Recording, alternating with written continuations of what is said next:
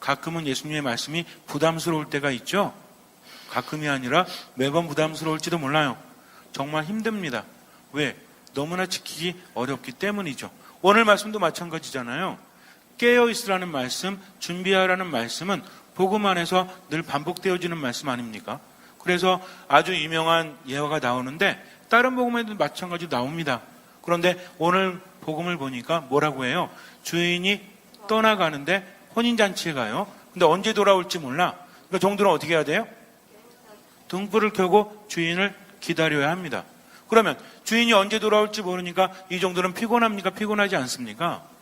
이 복음 묵상할 때마다 야, 주인이 좀 너무한 거 아니야? 좀 약속 좀 해놓고 가시면 안 되나? 꼭 이렇게 언제 가서 언제 올지 모른다는 얘기야? 라고 우리는 생각하지만 당시 예수님의 말씀을 듣는 사람들은 좀 다르다는 거죠. 왜? 어디 갔죠? 혼인잔치에 갔습니다. 요즘에는 결혼식 하는데 얼마나 걸리죠? 요즘엔 결혼식 하는데 30분? 30분? 너무 짧은 거 아닌가? 옛날에는 좀 오래 걸렸었는데 우리나라에서도 옛날에 혼인잔치 하면 동네 잔치였죠? 네. 그래가지고 모여가지고 한 1박 2일 정도 하지 않습니까?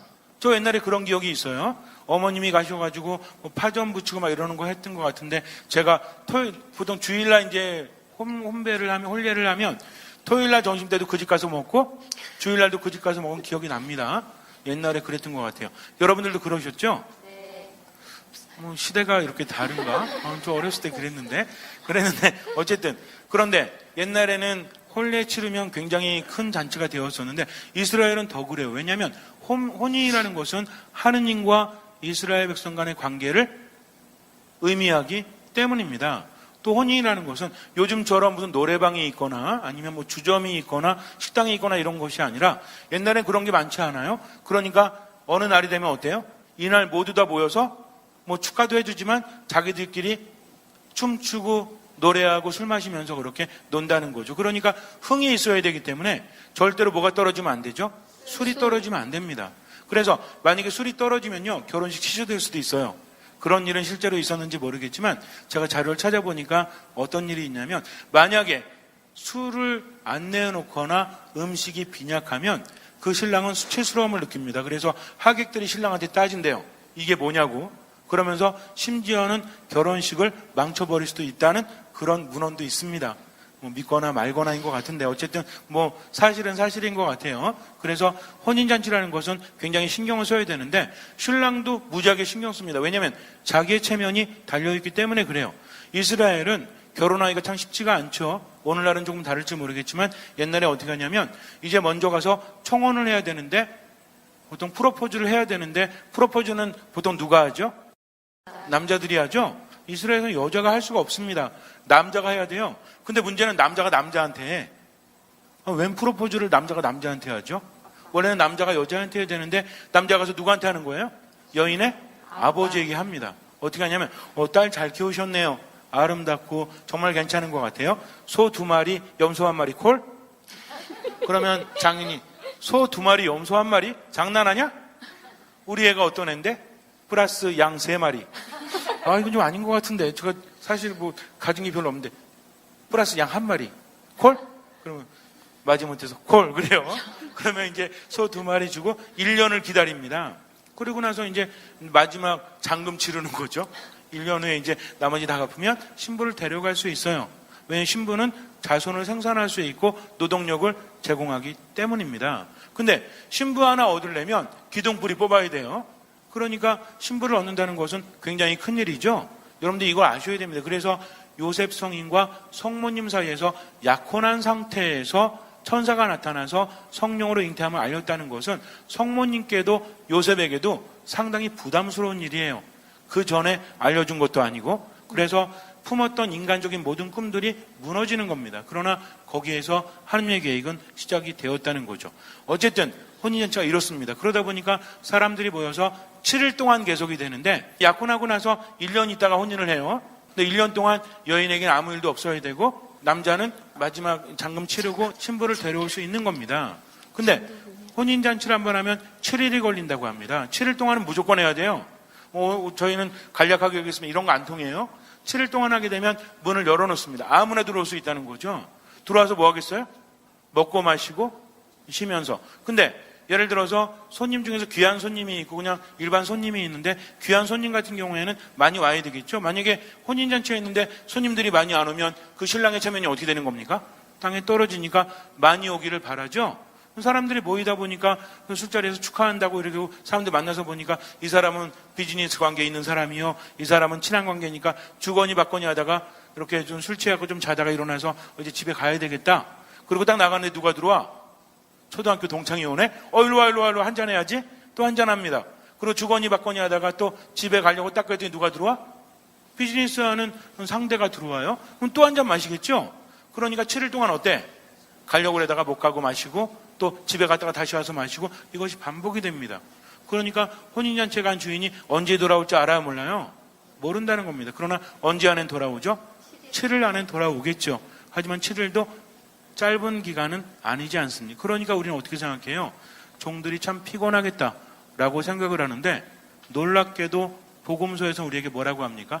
주인이 와서 볼 때 깨어있는 종들은 참으로 행복하다라고 말합니다.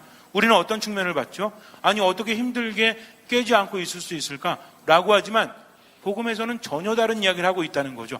왜냐하면 종들은 당연히 기다려야 되기 때문입니다. 주인이 나가잖아요. 그럼 종들이 기다렸다고 해서 주인이 와서 잘했어. 절대 이러지 않아요. 당연히 종들의 역할이기 때문입니다. 주인은 종들의 생계를 책임져요. 그러나 종들은 누구만 바라봅니까? 주인만 바라본다는 거죠. 밤 됐다고 자요? 절대 못 자요. 등불을 켜놔야 됩니다. 등불이 켜져 있다는 것은 아직 누가 들어오지 않았다는 얘기예요? 꼭 택시랑 똑같죠? 택시도 어떤 거 잡아야 돼? 불 들어온 거 잡아야 되잖아요. 마찬가지로 이 등불은 누굴 위해서 켜놓은 겁니까? 주인을 위해. 저희가 준비하고 있습니다. 저희가 기다리고 있습니다라는 뜻이죠. 그럼 종들이 그렇게 기다리고 있다가 예를 들어서 보통 아침부터 나가서 종들이 밭일하잖아요. 저녁 때 들어오면 피곤하죠. 주인은 집에서 하루 종일 뭐 해서?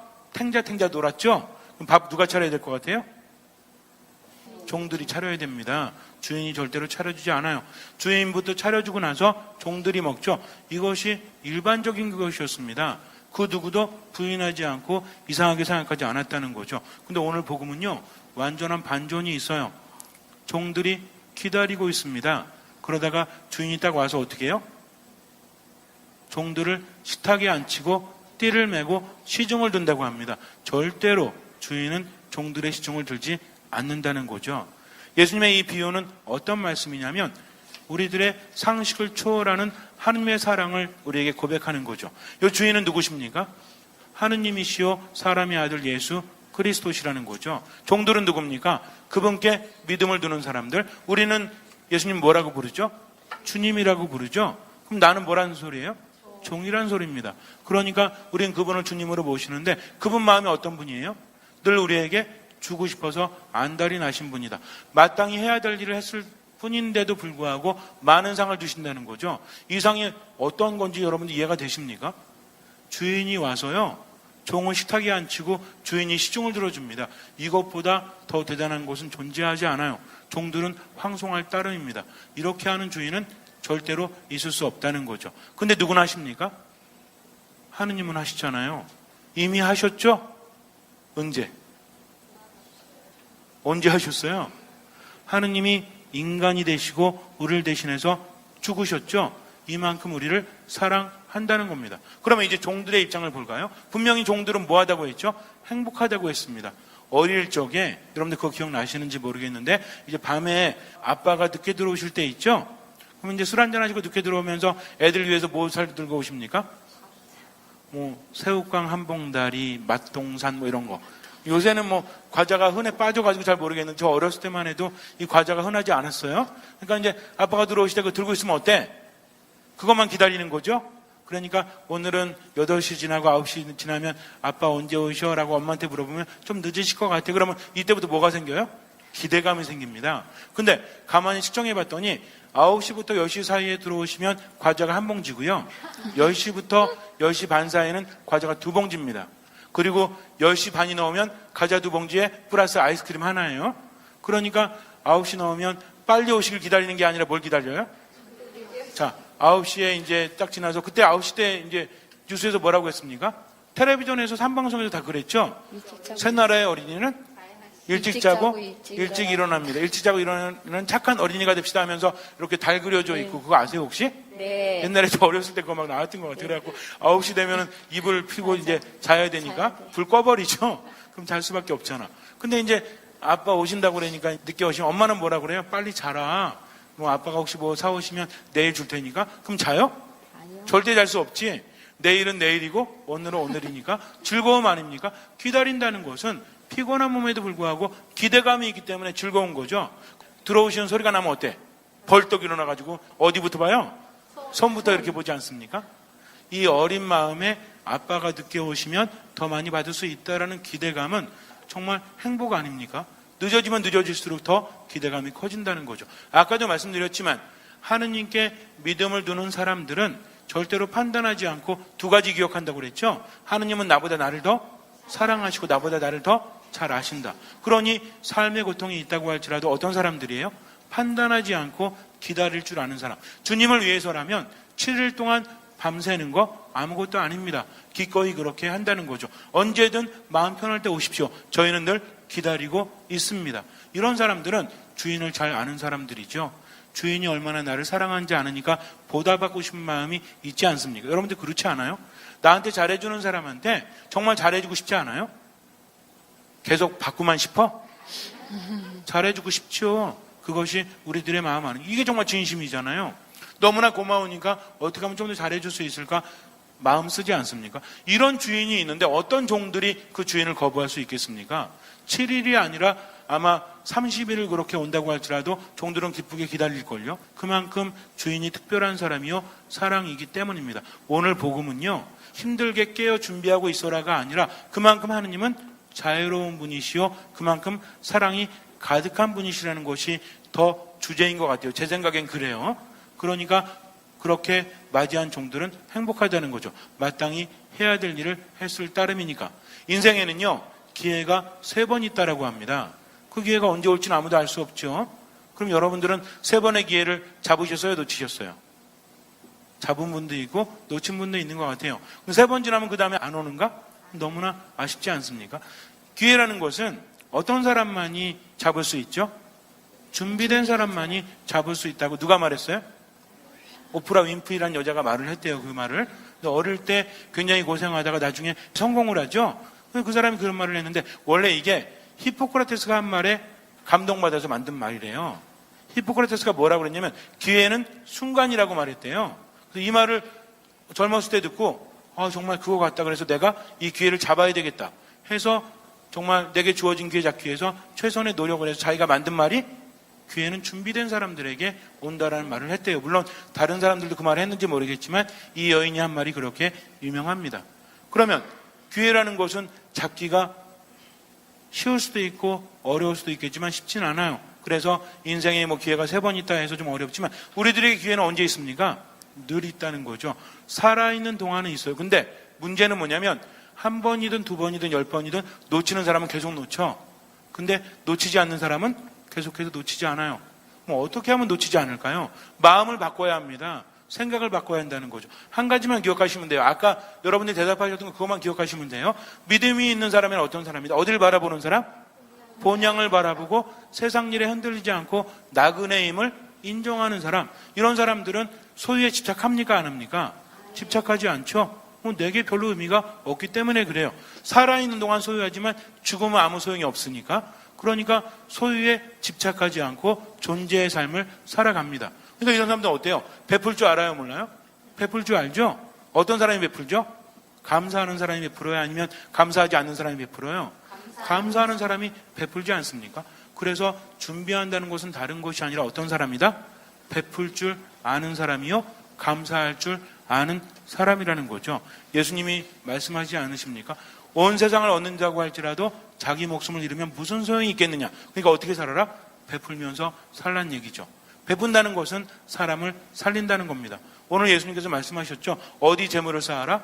하늘에 재물을 쌓아라. 거기는 녹쏘는 일도 좀이 쏘는 일도 없다라고 하십니다. 그러니까 우리는 하루하루 살면서 뭘 잡는 거예요? 기회를 잡는 거죠. 어디 갈 기회?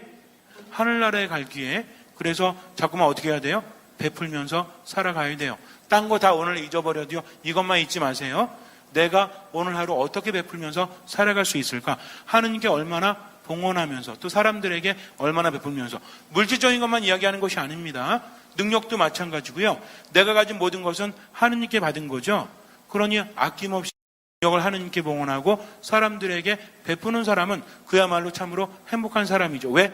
그 마음속에 하느님께서 계시기 때문입니다. 이런 사람은 본향을 바라보기 때문에 세상의 고통에서도 흔들리지 않고 지혜롭게 피해갈 줄 아는 사람, 하느님의 지혜로 세상을 살아가는 사람이 되니까 매 순간순간이 어때요? 생기가 넘치고 즐겁고 기쁘죠? 자기에게 연연하지 않기 때문입니다. 이제 우리는 알았으니 어떻게 하면 돼요? 그렇게 사시면 돼요. 그러나 기도하지 않으면 절대 안 됩니다. 생각만 가지고 되는 것이 아니라 기도 안에, 말씀 안에, 미사 안에 온전히 머물 때 말씀이 내 안에 와서 나를 그렇게 움직여 주시기 때문입니다. 잠시 눈을 감으세요. 준비된 사람은 다른 사람이 아니라 하느님의 말씀을 듣고 그분의 말씀대로 베푸면서 사는 사람이죠. 왜냐하면 예수님께서 뭐라고 하셨어요? 너희는 서로 사랑하여라. 내가 너희를 사랑하였듯이 너희도 서로 사랑하여라. 그분은 어떤 사랑하셨습니까? 목숨까지 내어주는 사랑을 하셨습니다. 그러니 소유에 연연하면서 살아가지 말고요. 베풀 수 있을 때 베푸십시오. 나중에 베풀어야지 그런 거 없어요. 지금 베풀도록 하세요. 하느님께 인색하지 말고 능력을 발휘해서 봉사하십시오. 그리고 다른 사람에게 베풀면서 살아가십시오. 그리고 무엇보다 감사하는 마음을 가지고 판단하지 말고 본향을 바라보면서 겸손하게 순명하면서 살아가십시오. 주님께서는 그 믿음을 보시고 우리 삶에 놀라운 기적을 일으켜 주실 것입니다. 아멘.